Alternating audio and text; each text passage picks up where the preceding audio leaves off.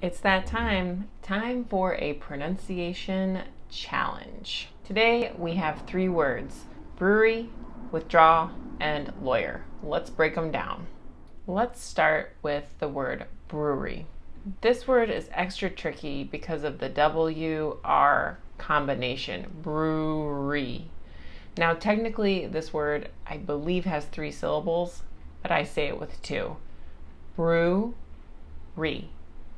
Brewery, brewery, brewery. P.S. The stress is on the first syllable in brewery. Second word is withdrawal. Now this word's tricky because of that W towards the end of the word.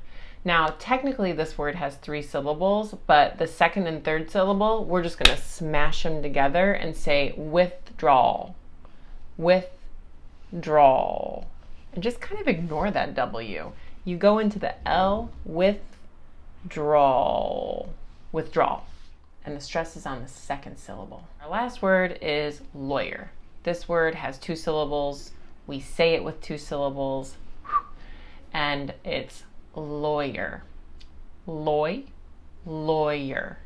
Lawyer. What other words are you having trouble pronouncing? Let me know in the comments and we can practice them together.